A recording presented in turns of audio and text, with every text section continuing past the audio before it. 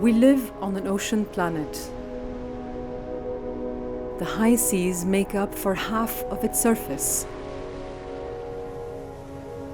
However, this last frontier, to our knowledge, is under threat, and we lack an effective governance system to protect it.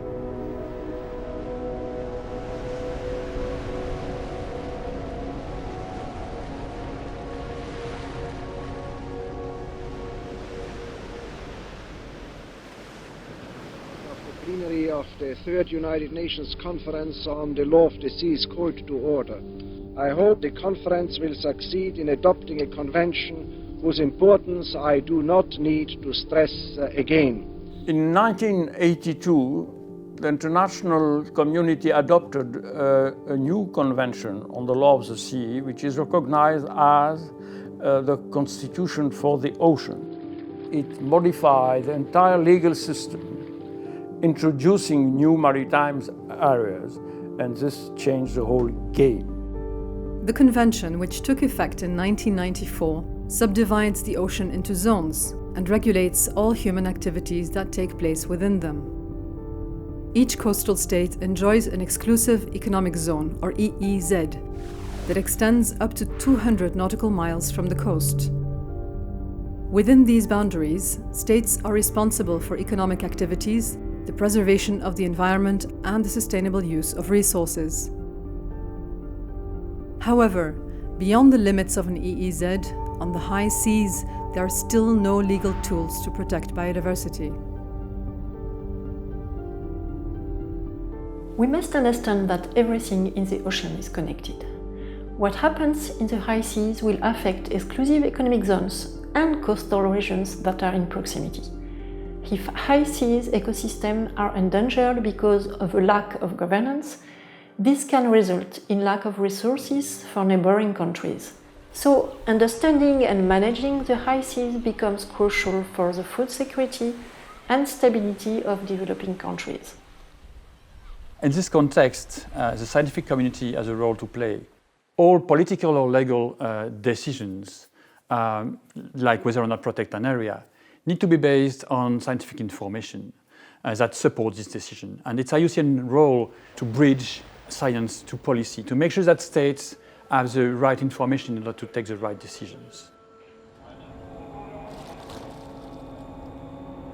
This is why the French Facility for Global Environment, in partnership with IUCN, launched an expedition to the Walters Shoal, an isolated seamount in the Indian Ocean.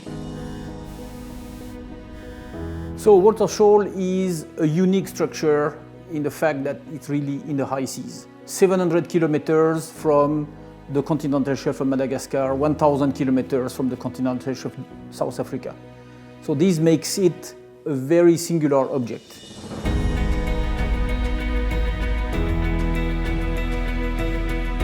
We brought back a wealth of new results. The conclusion is that Walters Shoal is unique from a geographical point of view, and it's unique biologically.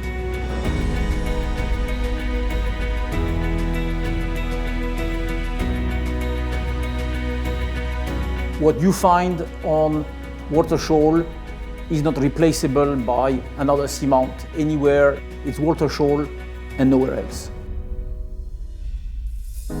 We live in an age of environmental anxiety.